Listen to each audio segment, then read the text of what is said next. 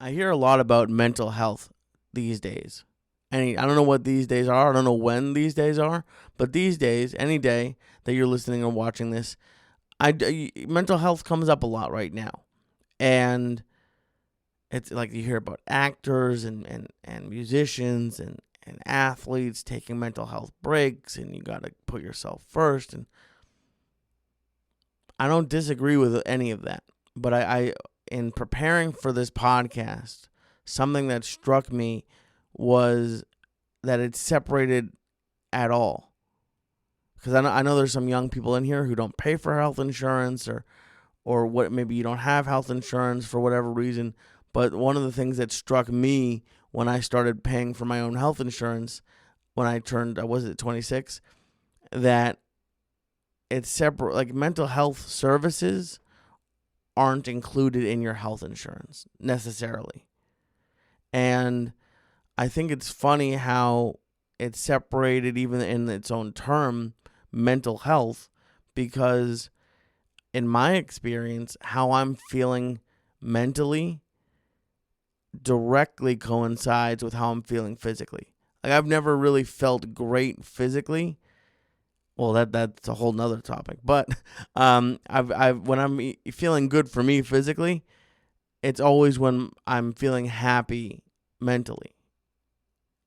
I've never felt, I'm really looking good or feeling better and like physically, but in my head I'm sad. It really correlates, at least for me. I don't know if it's the same for you, but I don't. It's really sad to me. One of the more responses I got for episodes of the church, and if you didn't know, I was the co-host of a podcast called The Church of What's Happening Now. And I believe it was episode 500 and 501 was two episodes that Joey did with me, and we had Ari Shafir call in because I opened up about my mental health struggles. And I got a lot of response to it. And I know that there's people, I got it both ways, mostly overwhelmingly positive, and people saying that they struggle with it or just being positive to me. But there's also people who look down upon, mental health. And see, I even did it right there. I called it mental health, about like talking to somebody or taking medicine. And there's a lot of people who, I don't know if it's fear or what the reason behind being negative about that could be. But because everyone's talking about it, I think it's important. And what I want to do with today's podcast is kind of explain what it is to me. Because when you hear mental health, on top of it being separated from health, it's also not very descriptive. And that's honestly been one of the reasons why I struggled with it and still struggle with. Like, I don't think I've really been diagnosed. I've been to a therapist, which I really liked, and I'm going to talk about that. But I don't have like a card. I don't know when you get diagnosed with something, do they give you a card? Like, I've never got a pamphlet like, here's about your depression. I don't know what technically I have. But I do find myself a lot not justifying it. I don't know what the word is, but like minimizing it. I think that's the word I was looking for. I'm like, oh, well, I'm not as depressed as that person, so my depression, sorry, itchy nose, so my depression isn't as bad. And I think a lot of people do that. I think a lot of people are like, well, this person has it worse than I do, so I can't complain. And not that you should complain, although I love complaining. I got in trouble a lot in my younger school days, like elementary and middle school. I got in trouble a lot for complaining because it feels great. I love to whine. Whine, not so much, but whining, the best. But I don't think it's whining. I think, and the reason why I enjoyed therapy so much is because I just said it out loud. Tim Dillon did an episode this week. If you're listening in the future, it's called We're Back. And he was doing it in a joking way, but I think he was being truthful. He said something to the effect of anyone with mental health issues, it's because they can't turn off their brain. And he made it funny, like they're smart, and anyone who doesn't have mental health issues is dumb. And he said it in a much funnier way than I'm going to repeat it. But I think there's a lot of truth there, because a lot of times in my over a year doing therapy, I would literally be in the middle of saying something that was bothering me, but it was the first time that I verbalized it. And like halfway through a sentence, I would be like, oh, actually, this isn't really that big of a deal to me. Because I just know personally myself, I don't like to open up about this. Like I've never really had like the discussion I'm about to have with you, I don't know if I've said to anybody like in real life. It would make me uncomfortable. So I'm talking to my camera, which is you, and it's easier for some reason when nobody here. And I'm saying it because because of this the point of this podcast, I'm trying to say, is to really just give an example of what mental issues mean to me, because maybe you can relate, so it doesn't seem as big anymore. Because I know if you're like me and you don't tell anybody about this stuff, it builds in my head. So if someone out there, if you're watching or listening and you relate or have a similar issue that I have, maybe it doesn't seem as daunting anymore. That's really what I'm looking to do, and it's not as big, and maybe it makes you feel like a little bit close. Like I'm a very introverted person. I like being alone a lot, but it's nice when I'm watching or listening or reading something or meet someone that I can be like, oh, like you get it. And that's really what I'm trying to do with this podcast. And one of the reasons, I've wanted to do this podcast for a while, but the reason why I'm doing it today is I have a sponsor that I believe in all my sponsors. I've gotten offers from some other companies, but I try to choose ones that I actually like. And this is one that I really do believe in very much. And if you're not interested, that's totally fine. But I know that a lot of people have things that interfere with their happiness and stand in the way of like your goals, which is something that we're going to talk about with me. And it really is a sad thing. And for me, which we'll talk about in a second, therapy truly did help. And I'm very honored and excited that there's a company that makes going and getting therapy easier and less intimidating. And that company is called BetterHelp. They will assess your needs and match you with a licensed professional therapist, and you can start communicating in 48 hours. It's not a crisis line, and it's not self-help. BetterHelp is professional therapy delivered securely online. They have therapists that have a broad range of expertise and are available worldwide. And the best part about it is you get to message your therapist, you get to send them texts, you get to schedule a weekly video or telephone call, and you don't have to be in the waiting room anymore, which we'll talk about. The waiting room is probably the worst part about therapy, because you can hear someone crying in there, and then like me, I feel awkward when they walk out. I feel like I have to say like have a nice day. Like I feel like, wow, how was I like your shoes. Like it's just a weird thing. So to do it from home without even you don't have to look in anyone's face. If you want to do video, you can, but you can just do it on the phone, audio only. It's really a great service. It's more affordable than traditional offline therapy, and financial aid is available. I didn't even know that. Financial aid is available, and if you don't like your therapist, that's another thing.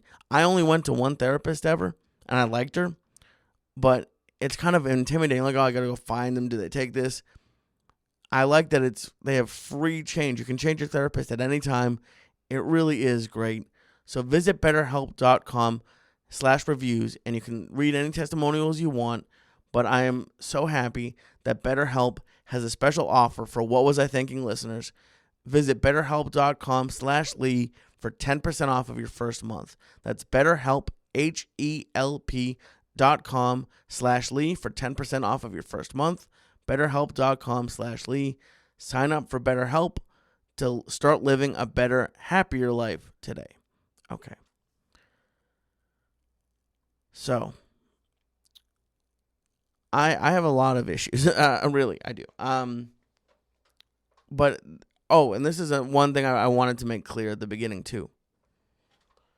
I'm going to go through all this stuff, but I don't want this to be a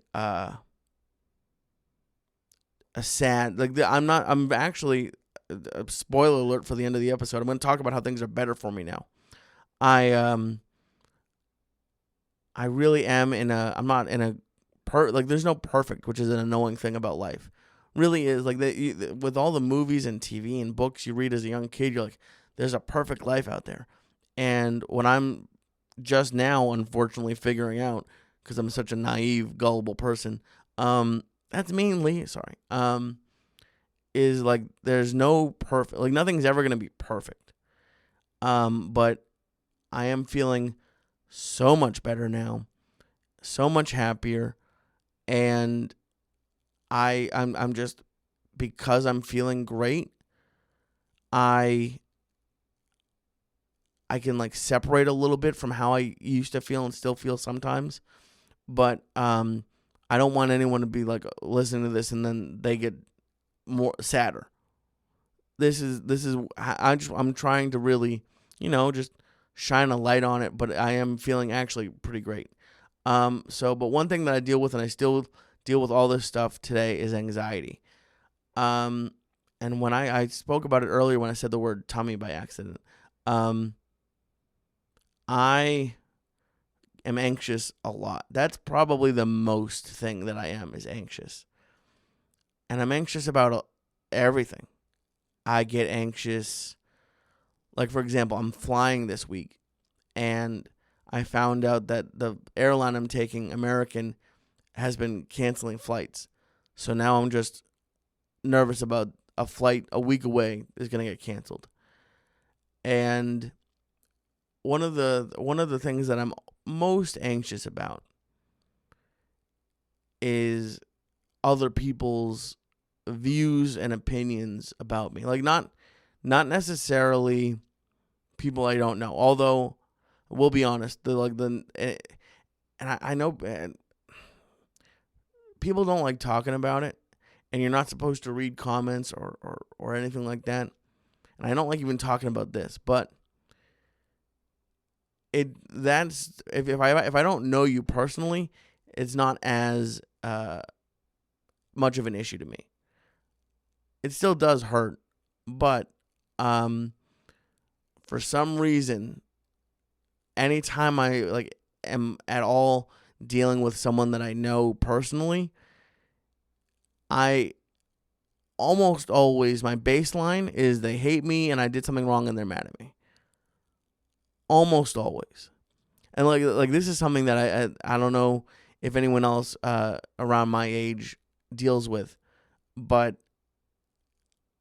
it's not even so much that only that, but my brain always goes to the worst case scenario. Always. And I just said it, with the flight being maybe canceled in a week. With anything business-wise, they're going to cancel this, or that's not going to happen. Or this is something that I deal with a lot, even before I lived with my parents, but now especially when I live with them. If I call my mother or my father and they don't pick up, which is a normal human thing, they might be busy, they might be sleeping, who knows? If they don't pick up the phone, they're dead. Like, not, I even was at my girlfriend's house this week, and like I tried calling my mom over a few hours, and I don't know what it is about parents. I love my mom to death, but there's something about, like, it's weird that my mom doesn't care about her cell phone. So like, she'll just leave it somewhere else in the house and is living her life happily without it. And for me, if I don't have my phone, I get real nervous. I called once, and like 4 or 5 hours later, I called again, didn't pick up. I went home. I drove 20 minutes home to check. And she's like, "What are you doing? Weren't you at your girlfriend's?" I'm like, "Yeah, but you were dead." And like, in my head, she was dead. And that, it's not a great way to look at life. Like literally a lot of people talk about positivity, and you got to be positive and self-esteem. And I'm awful at it. Like, just terrible. Like, everything is always going to be the worst. And it's not like I try to be I feel like I'm a happy person, but let me put it this way. Something that I hate that everyone else loves is bowling. Hate bowling.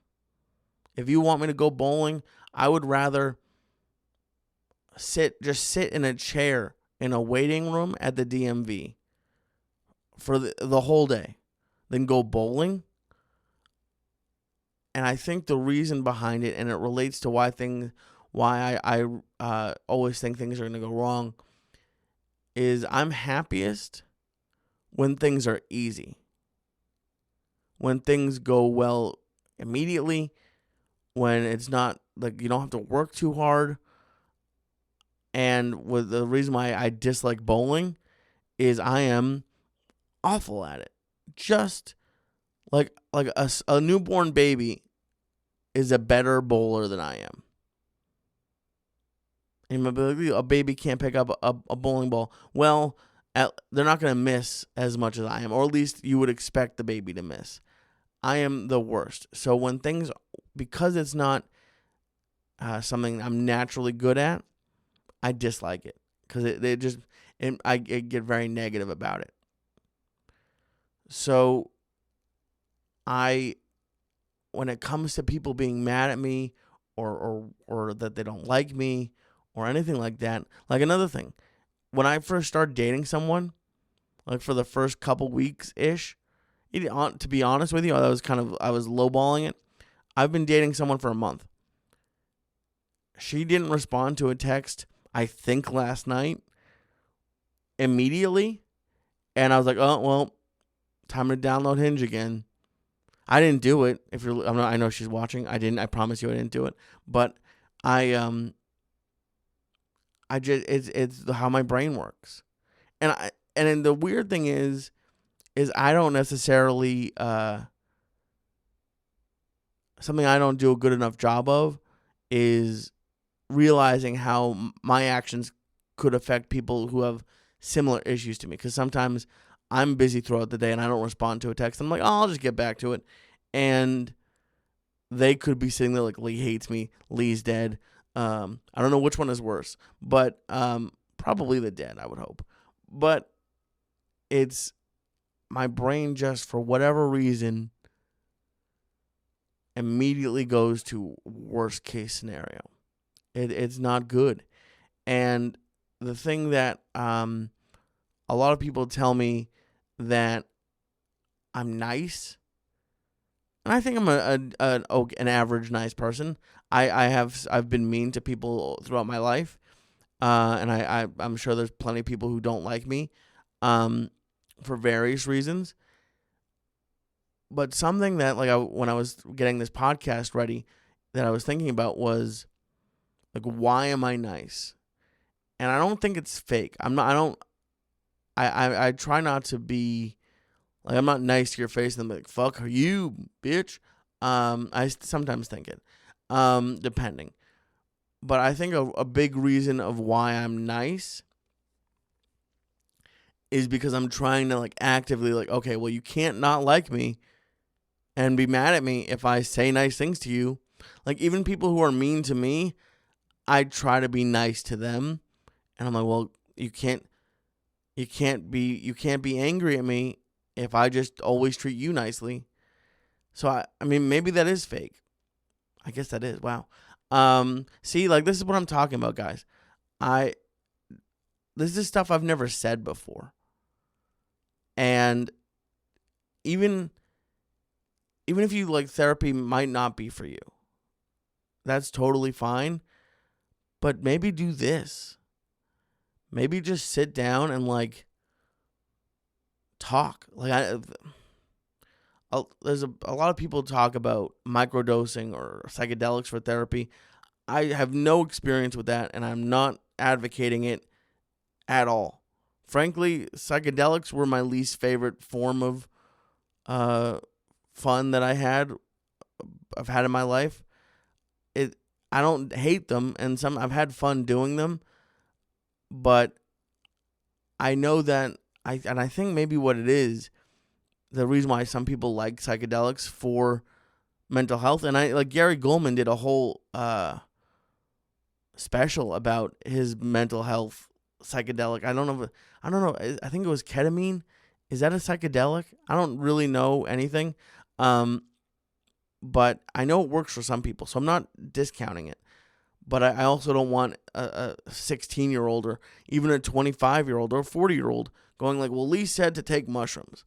Because I please don't. But I think maybe why psychedelics work for some people is it puts you into like a mind space that you're not used to, and like you can maybe be a little bit more honest or open with yourself. So like if you could do what I'm doing, I'm literally in a dark box with my computer in front of me and this camera and microphone. And I know it's weird. Trust me, it's weird that I'm doing this. This is what my life is talking to nobody. Well, you're there. I just don't know you're there, which is nice. It's kind of like those dating games where I just can't see you, but I know you're on the other side. I bet you're pretty or handsome. Most likely, for my audience, you're handsome. And the few women who are here, hi mom and hi girlfriend. But I think this could be very helpful. And trust me, therapy, I really do enjoy it, and I'm going to start it again. But it's not for everybody. That's just the truth. It takes a lot to be open with somebody. It takes a lot to be open with yourself. Something I struggle with all the time is being able to like be honest about my own shortcomings. And I don't like it. Even now, just thinking about it makes my my nipples sweat. I don't like it. And that is a image that will never leave your head. And the thing about my negative thinking and my anxiety. Let me just take a drink here.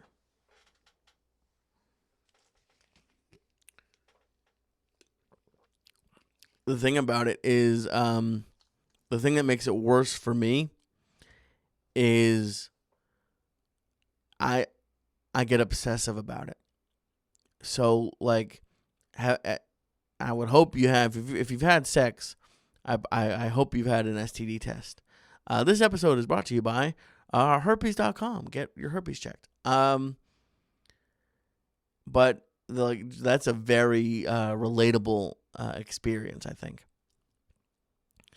So whenever I go get an STD check, I think it usually takes a couple days. I had to take like up to a week before, and that's a long week. But it usually takes 24 to 48 hours. And as soon as I like think I need to get tested and get tested, like that whole process, as soon as I like leave that office, hell, even before then, when I think about making the appointment, but especially like when I'm waiting for the results, it is the only thing I think about. Like, it's almost like in my head, it's like, You have AIDS. You have AIDS. You have AIDS. You have AIDS. And I'm just going through the day like, oh yeah, I'd like a burger with fries, please. But in my head, you have AIDS. You have AIDS. You have AIDS. And it's not only about STDs. It's your mom's dead. Your mom's dead. Your mom. Like, it's just a nonstop repeat of it. That like it's like when a CD skips, and it can drive you nuts. And it does for me, and I know in past relationships it's annoyed people, and I get it, and that might seem harsh, where you're like, well, why is it annoying them? Because it would be annoying. Sometimes like at work, where you have a boss who turns a 10-minute meeting into an hour and a half, and they keep bringing up the same topic, and you're like, listen, man. Or lady, person, we get it. Like, this is going, we're gonna go do it now, or you should go. Like, we'll help you fix it, or whatever.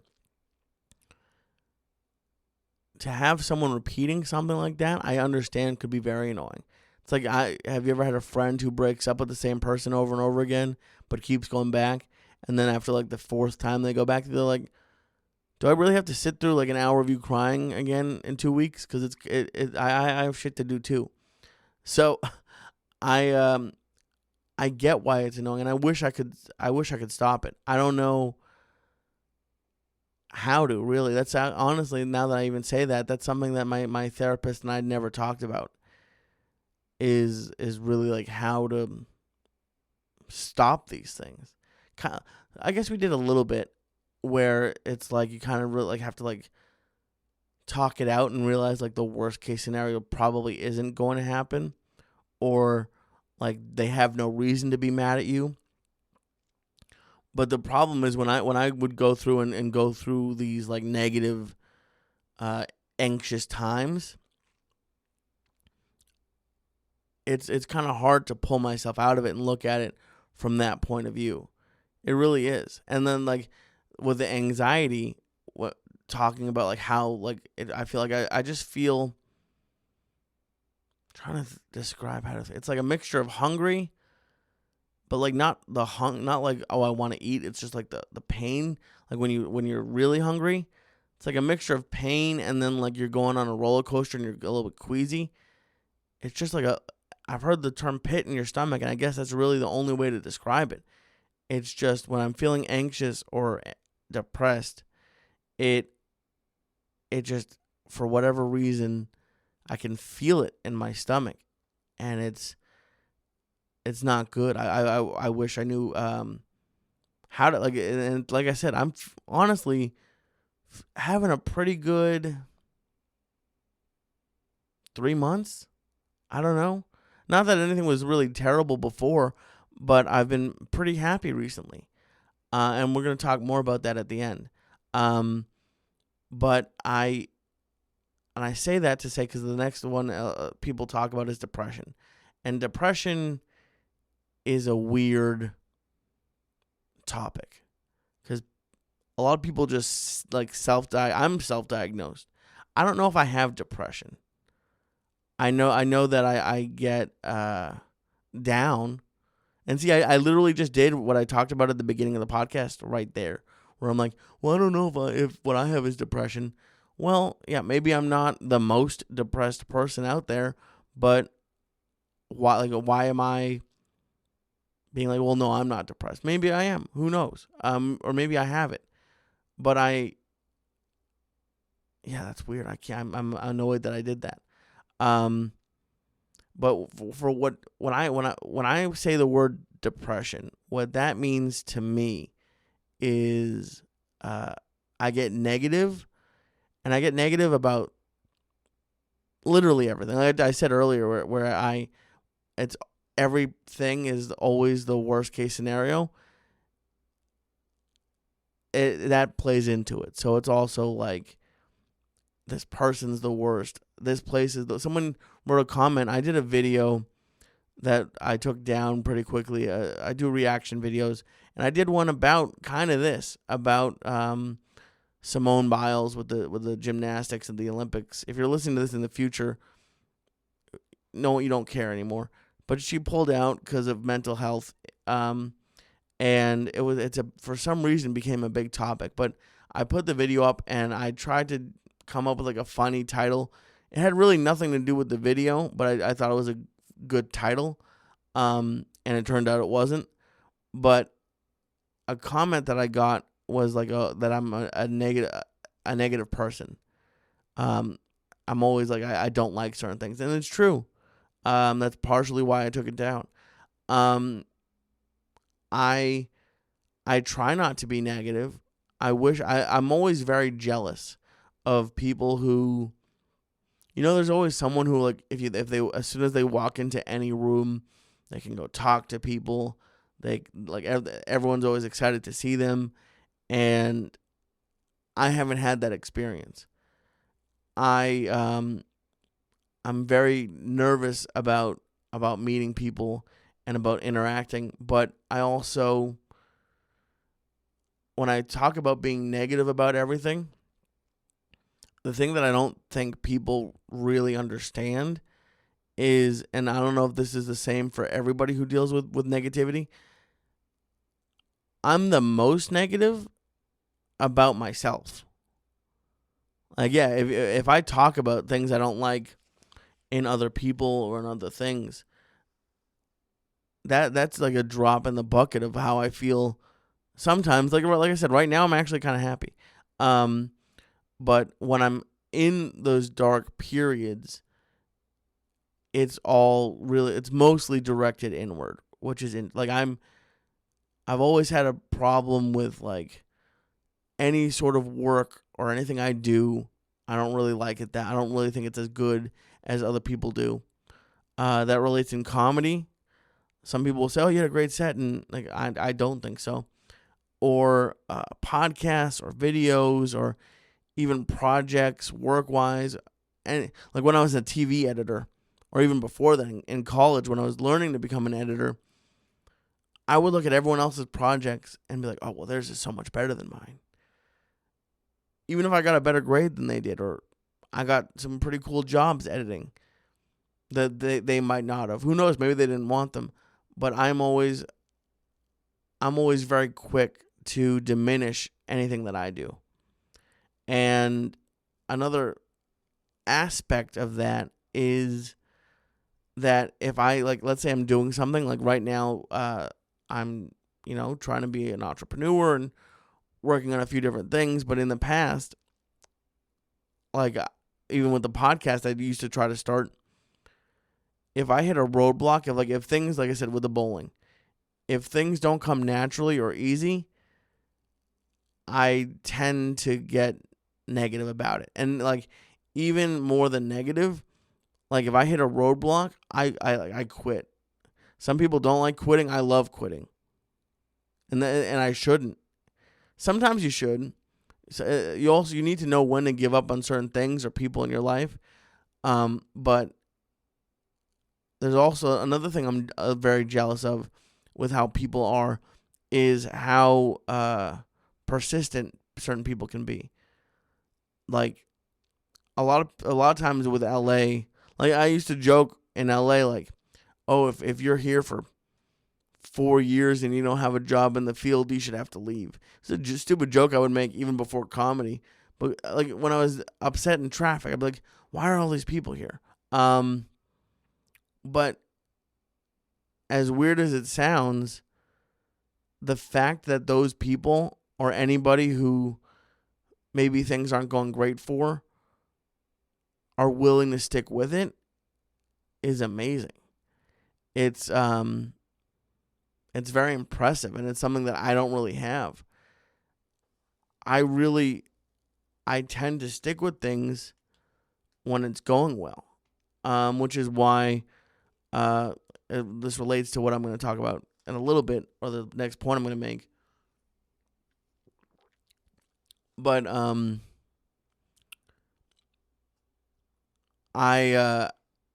whenever I've lost weight before, I tend to give up when I hit a plateau, because when it's going well and the numbers going down and the clothes are fitting better, it's a lot easier to be like, yeah, I'm gonna be good. But as soon as like you start having like slow down weight loss or no weight loss, it's easy for me to just say like, oh, well, this is done. I guess I'm never gonna be skinny. Let's just go to McDonald's. Um, and it's I've quit so many things in my life. I really I do. Um, but when it comes to the reason why I brought up food is the way that I deal with any sort of negativity in my brain. I self-medicate with food. I really do. I for whatever reason, whether I'm, and even it's not always a bad thing. Sometimes when I'm really happy, my first thing is, oh, let's go get this food. Or when I'm sad or depressed, I'll be like, well, I'll go get that food and that'll make me happy for a few minutes. And I think that's why, another reason why a lot of my diets have failed in the past is because when I'm limiting what I eat, the joy or the happiness that comes from the food that I like is gone, and I'm forced to like focus on actual thoughts and how I'm really feeling, and that can lead to negativity, which leads to me quitting my diet, which I'm not doing, by the way. But I just know that that's what's happened in the past, that as soon as I run into any sort of roadblock or realize that the stuff that I like isn't there. Like I'm not eating McDonald's. I don't have the candy every night, and I'm just sitting there eating caramel. Right, like it was actually kind of funny. I was at my girlfriend's house this last weekend, and I don't always have dessert, but I brought some stuff because she's a single mom, so she has like donuts and like yummy stuff at her house. But I brought a thing of caramel rice cakes, and we were just watching TV, and I was like, hey, would you like one? And she didn't laugh at me. She did it in a very nice way, but she was just like, no, like why would anybody want a caramel rice cake? And I say that because it's like when other times I've lost weight, when I'm just sitting at home eating a rice cake, I'm like, it really takes away any of the distraction that food gives. It really does. And the distraction thing, there are good distractions, I think, but I think you can do it overboard in certain areas. Like, for example, when I was in high school and college working minimum wage jobs, I loved when it was busy, because when it was busy, the day went more quickly. But there's also, like, that's how you turn into a workaholic, which wouldn't, I guess, be the worst thing for me. It would be nice to have a little bit more money, but it's not. You don't want to replace one thing with another. So I do think it's good to distract myself, focus on other things and don't let my brain run away from me. But I do have a habit of, when I go into something, I go into it. So when I go into working to be busy, I would imagine I would just do it. Like, it's not. You have to have some sort of life. You can't just be sitting typing random graph. I don't know what I would need a graph for. I don't think I've ever made a graph, but I think that would happen for me. Very quickly, I just want to give you another word from one of our amazing sponsors, and this podcast is brought to you by Dive Bar Nutrition. Dive Bar Nutrition, who made me this great tumbler, and they make these amazing, delicious bars like this one. This is one of my favorites. This bar is called the Trash Can Cookie. It's delicious, and the reason why I like it, there's a few reasons why I like it. It's because Dive Bar, I deal directly with the owner, Phil. He has a master's in exercise science. He's a great guy, smart guy, and knows really what's important. And the most important thing, especially to people who are getting healthy, is taste. Because I don't get to have candy anymore. I could, but I don't. And I'm not going to have something that's good for me if it tastes like hot garbage. Dry hot garbage. Like hot garbage that was left out in the sun for a long time. And Dive Bar Nutrition bars taste delicious. They really do. They taste great. They're easy. Like, it's not like you don't feel like you're forcing something down your throat. And the other thing that I really love about it is they have 90 milligrams of caffeine in here. And I say every week, I'm trying to stop drinking diet soda. And for me to get my caffeine somewhere else has been extremely helpful. They're very reasonable calorie-wise, 220 calories for this bar. For most bars, they're around that. Some are less, some are a little bit more. It's right around 220 calories. And they have a lot of protein. This one has 16 grams of protein in it. So do me a favor. Go to divebarnutrition.com. Check out everything they have. They have new flavors for seasons. Like right now, they have a gourmet ice cream flavors like Rocky Road. Tons of options. Go to divebarnutrition.com and you're going to get 25% off. That's 25%. They've never gone that high. They gave me an extra 5% because they love the Flying Jew and they want you to try it. And so when you go to divebarnutrition.com, use code Lee to get 25% off. That's code Lee. And the best thing about it, again, there's a million best things, but my favorite thing about it is that code Lee, just my first name Lee, works every time you make an order. So go to divebarnutrition.com and use code Lee to get 25% off of your order. Now, just to let you know, I can't help with gift cards, clearance items, or supersize upgrades. But everything else, divebarnutrition.com and use code Lee to get 25% off of your order. Okay. So, I think like a lot of things in life, my mental health has gone in cycles. So I'm feeling really great right now. I'm sure there will be a time where I don't feel really great.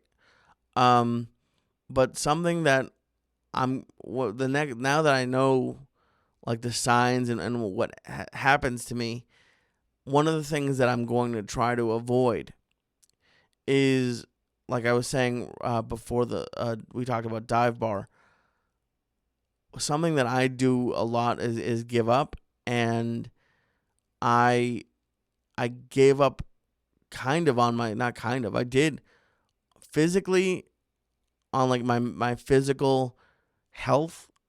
That's the first thing that goes out the window. I just try to feel good, and I just don't care about or didn't care about my physical health. Like I just go inward. I go inward and I do what makes me feel good, and I try to avoid any sort of negativity, but like not in a good way. Like this again goes back to me thinking worst case scenario. Like when I was my last, I don't know, at least 8 months of LA. Yeah. And which, by the way, it's almost been a year. Which is wild. But I really isolated pretty heavily. Even before social distancing, all that bullshit. It's not bullshit, but it's annoying.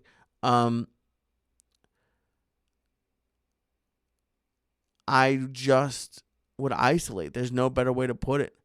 I would stop going out as much, even to do open mics. I would still do them, but like the open mic place was in the same strip mall as a 7-Eleven. So some days where I would just be depressed and not doing much of anything, I'd be like, well, I'll go do an open mic because I know I can get candy afterwards. It would always be related to that. So I would isolate, and I would just, like, I gave up on dating.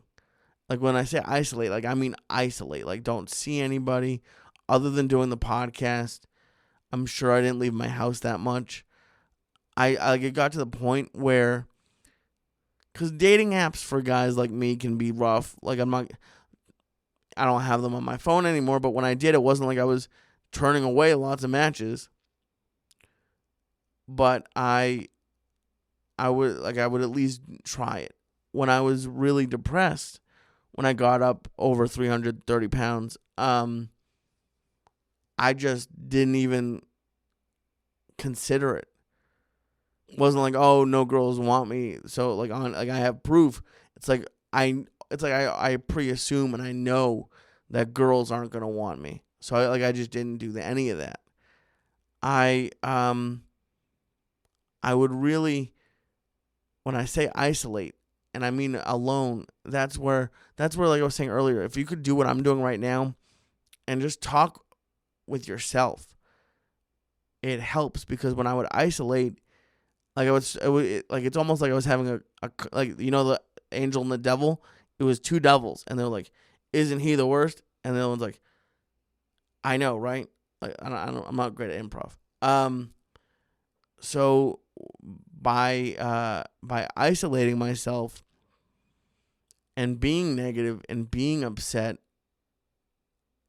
I think I exacerbated it. I think it made it worse because who was I talking about this with? It doesn't matter. But there's something about feeling comfortable that, like for me, when I'm motivated to do something, I'll work, I'll do crazy things, I'll work all day, I'll do all this stuff. But as soon as it doesn't happen, it's easy. It feels good to slide back into that, oh well, nothing's gonna work out. And I think that for people who have negative thoughts or mental issues, it almost, for whatever reason, even though this might not make sense to you if you don't have this, it's almost like it feels normal. So it's like, what, like it's scary to feel good. It's a weird thing where it's like, well, I'm used to this, so might as well just stick. I at least know what this feels like.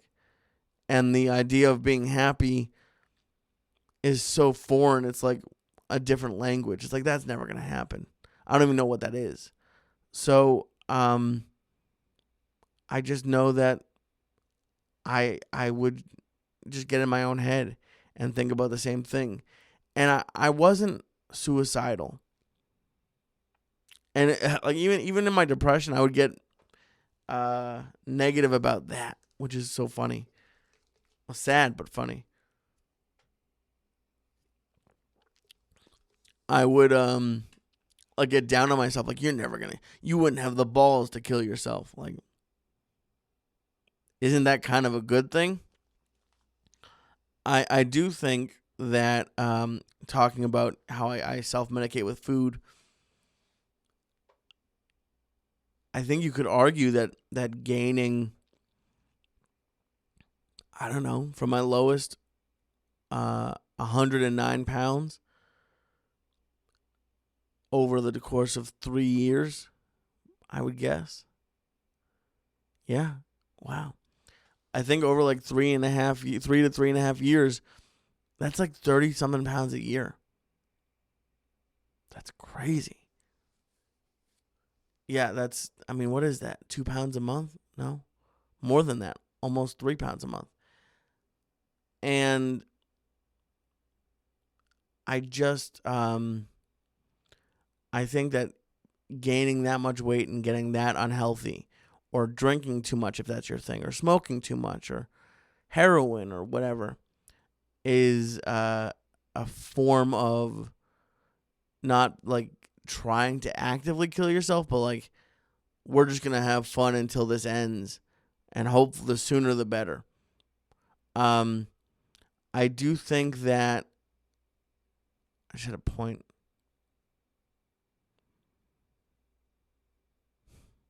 Oh, it's gone. Oh, that's what it was. Thank God for notes. I I really I really do think a lot of people should try stand up and not to become a famous comedian, because that's almost not going to happen for almost anybody.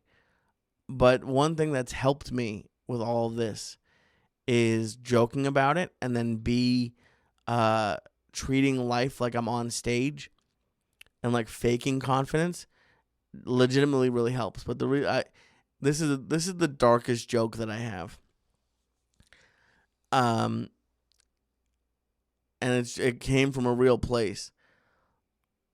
Is the darkest joke that I have, and I'm not gonna like do the joke for you, but it's that I thought I lost weight because I realized I was too fat to commit suicide, which is dark. I'm like I admit that, but it's like the joke was like you start looking at your shower curtain rod, you're like, that can't hold me, which, like I said, I would never have the balls to do, which is, I guess you wouldn't really want the balls to do that, but that was the darkest joke I had. But for whatever reason, like even just saying it, I'm sure it made some of you uncomfortable, and I'm sorry for that.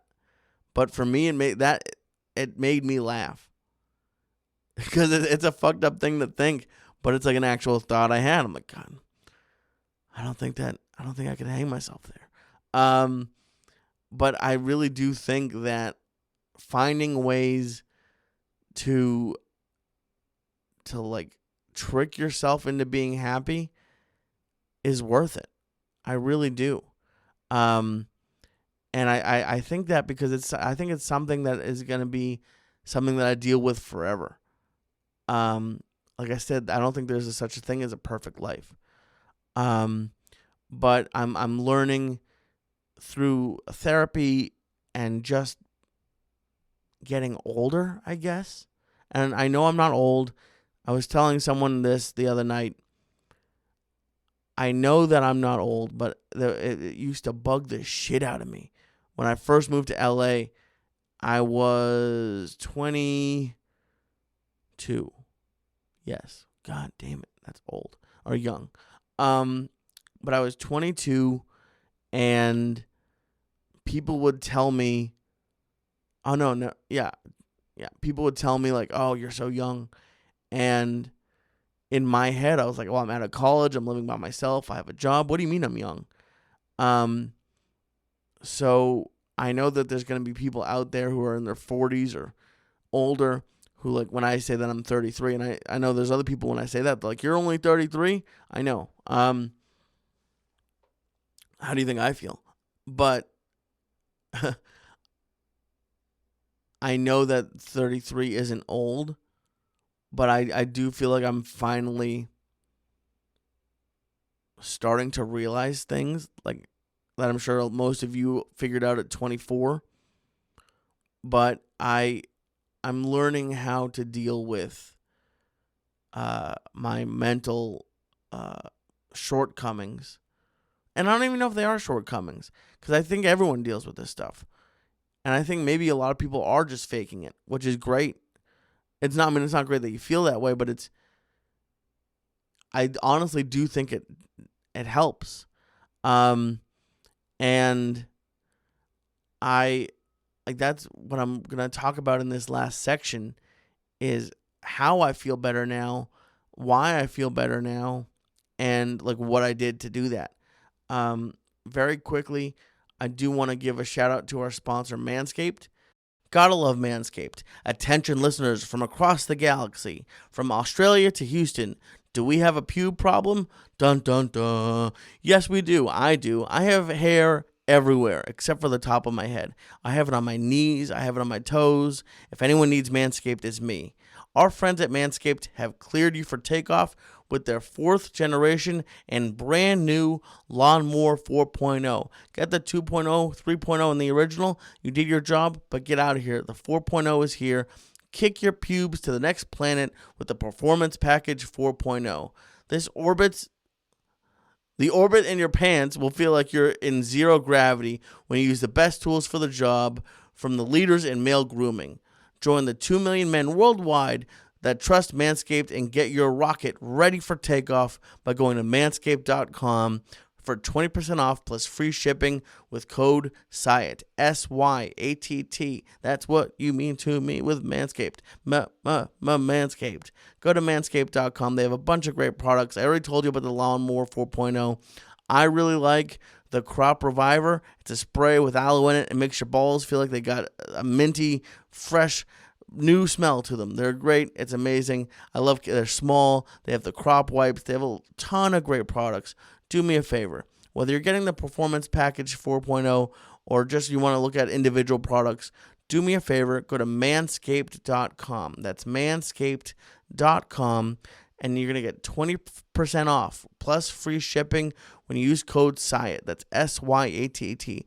Check out all their products. They have a lot of great things. The Performance Package 4.0 is their best deal. They give you everything you're going to need to look and smell your best. They give you free gifts, all their amazing products. Go to manscaped.com and get 20% off plus free shipping with code Syatt.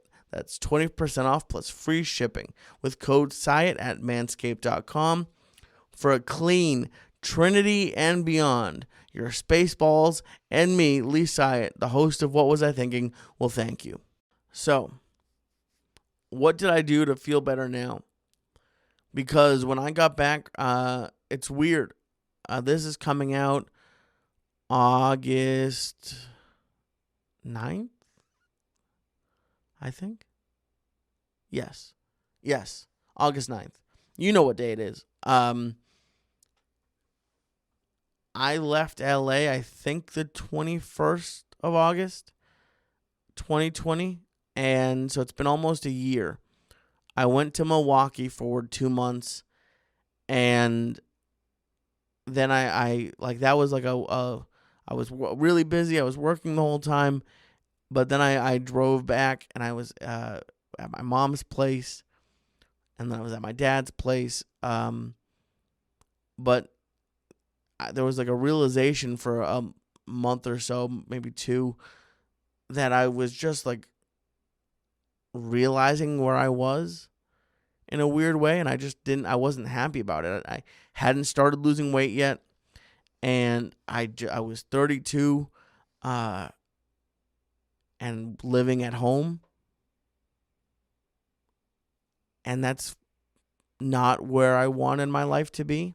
I took a lot of pride in the fact that I really didn't ask for help very much for anything. Like for my parents, I never once asked for money. And I viewed it as like weakness, and that can relate to therapy, but it can also relate to, like, I always hired movers. When I moved to LA, I stayed in a hotel for a week because I had people I could have stayed with and saved $1,000, but I don't like being vulnerable or looking weak for certain people.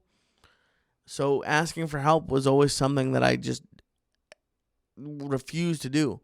So to be 32 and living with my parents was embarrassing.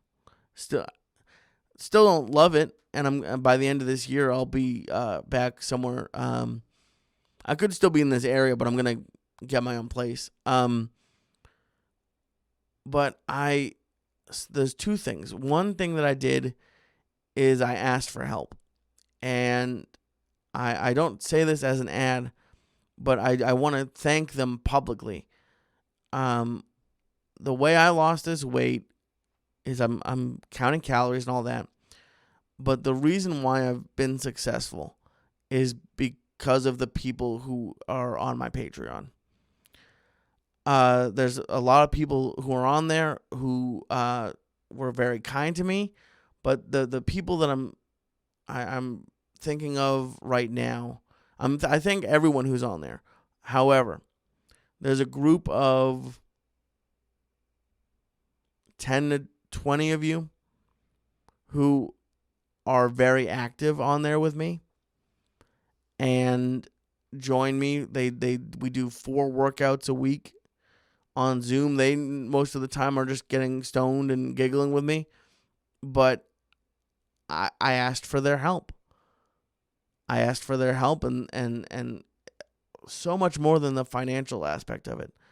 The financial aspect of it has been very helpful, and I really appreciate it.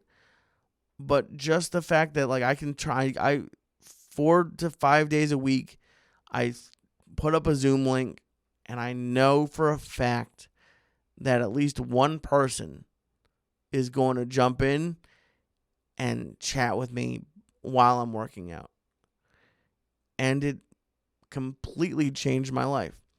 And there's so many people on there to thank, and people get busy, and for those of you who are on there who might not join these things, please don't think I'm talking down to you, or don't feel bad for it, because there's life that happens, but there's people like Vilma and Mitchell and Dawn and Thomas and Jason and Christian and Josh is new, and there's Frank and Bianca and both Ryans and David, Robin, and Brad. Ugh, my brain, it feels like I just got off my head. Like, like when a real chubby dude would sit on, like, when you sit on a memory foam thing, it goes shh when you get up. Like, that's what my brain feels like now that I've remembered their names. I'm so sorry. Okay, now that we're back, me just asking for help has completely changed my life because I lost weight. And in losing that weight, I have more confidence. And that confidence, having more confidence, has translated into a lot of things. That confidence has translated into me feeling better and meeting my new girlfriend, and to trying new things business-wise, and to doing more stand-up. And so that sometimes one little thing, and asking for help from my parents to live for free, has helped, because I don't have that stress of getting evicted or being homeless, and also the benefit, another amazing benefit to it is I haven't spent this much time with my parents ever. Like, maybe middle school, because in high school, like, I would start working, and I'm obviously working, but the ability to spend 2 months with my dad and a few months here with my mom, I'm very happy that I did it. And it was a pride that I had of literally never asking for money, that it hurt to give up on, because you can't say that now. Been living for free for almost 10 months. But the benefits far outweigh the negative. And when it comes to dating, I struggle with this, what I'm about to say, because it sounds easier than it really is, because I've had multiple year-long dry spells. Multiple. Like, in my early 20s, 18 months. Like, your dick just thinks it, like, you forgot about it. What I'll say about dating, and it's not even only about dating, it's about anything really in life, and it's one of the things that I've really learned, is to focus, and this is another thing Tim said in that podcast, to focus on the things that just work easily. And I know I said it earlier, like, and I guess it could be a negative that if things don't really mesh quickly, I give up on it, but maybe it's not a bad thing. It's a bad thing, I guess, maybe business-wise, but personal life-wise, if there's a family member in your life, or a friend, or a partner, whatever you want to call it these days, that, like, Like one time, I had a girlfriend in college that I literally ended up chasing down the street with just wearing no shoes but socks. And we would break up every 6 weeks. And for some reason, like one day we were just watching a movie and she just got up and left. And I chased her down the street with socks. Why? Like the thing that I'm enjoying about this new relationship is that it just seems to like work very easily. And I think that it's a big part of why I'm happy right now. And listen, when I broke up with my last ex, there was about a year and a half that I actively did not want to date. So I'm not saying, oh, go find a girlfriend or a boyfriend. It's a lot harder than that.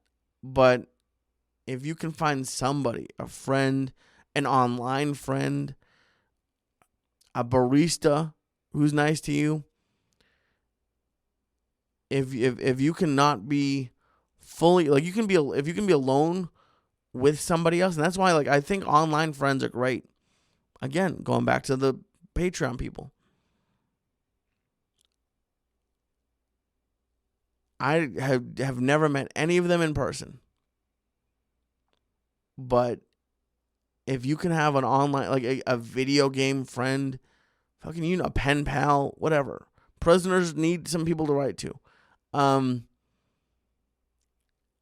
You're not really alone then. Even if you're physically alone, you're not mentally alone. So if you can find somebody to spend your time with, so you're not in your head the whole freaking just sitting there, which is what I think one of the most dangerous things about the pandemic is that a lot of people were just alone. And I'm really trying to be more social, even though like my girlfriend, we don't see a lot of people all the time. But even if we're just on our phones or watching TV, at least someone else is there. So that could be a dog, it could be a cat, a fish, something. Just someone to like another living thing near you has been very helpful to me. The thing I wanted to really end with, two things. One is I was talking to a friend today, and his uncle passed away unexpectedly.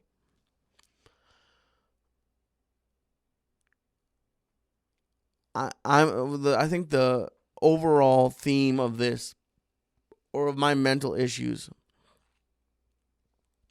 are that I'm terrible at grammar. The main over the see what happens. The main thing that I think is wrong with me is that I overthink everything. And in talking with my friend today whose uncle passed away, you really start to realize how short life is. So I'm not going to be somebody who just doesn't care about what people think, and I'm probably going to be nervous people hate me for a long time, but as much as I can realize that, like, even if it, like, let's just play that out, and like, let's say someone does hate me.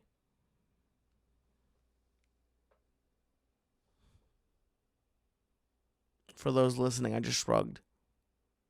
Who cares? If you lose a friend, if you lose a family member, that's sad. That sucks. But if they're gonna, if them being in your life is causing you so much anxiety or stress, is it worth it? I'm 33. If you told me mentally that I was 18, yeah, oh sure, it's been a dream, whatever. Do what you want to do. As long as you're not hurting anybody else, do what you want to do. And I know this might piss some people off, But the last point I want to make is that, and there's people get terrible hands. Life is completely unfair. But I'll say this, though, in my experience, for the most part, life is sort of like the stock market. And what I mean by that is nothing lasts forever, and things have a way of working themselves out if you can hold on. And that's what I mean by like the stock market. Like, I have zero investments. I've been talking to people recently, so that's why it's on my mind. The advice I've gotten investing wise is, and I know I'm Jewish, don't take any investment advice from me. But the advice I've gotten is to not go into it trying to like day trade, but just keep investing and don't overreact when something bad happens, and sell it. And just, if you can stick with it for the most part, you'll end up making money. And I know there's stocks that can crash. It's not the perfect example. But if in life you can't, like something like I did, like when I got depressed and I just ate, got up to 336 pounds, not a great decision. If I could go back and have been sad or whatever, and I could be like, well, okay, eating 5,000 calories a day might not be the best option. You don't burn it down just because one thing goes wrong. You know? You don't, because you're in a low period, you don't be like, well, fuck it, life's over now. So just stick with it. That's really my point with that is, life, usually, it might not be where you wanted. You might not be a millionaire, but it eventually tends to work out for the most part. I know for some people it doesn't, but so far in my limited experience, things tend to work out. And I really hope they work out for you. And I really hope you enjoyed this podcast. I know it wasn't funny at all. There may be a couple giggle moments, but I think it was important. I really do. I think it's good to be open about this and not just hide it and pretend it doesn't exist. And on that note, I wanted to thank our sponsors this week. I wanted to thank Manscaped. Go to manscaped.com and use code Syatt to get 20% off plus free shipping. I also want to thank Dive Bar Nutrition.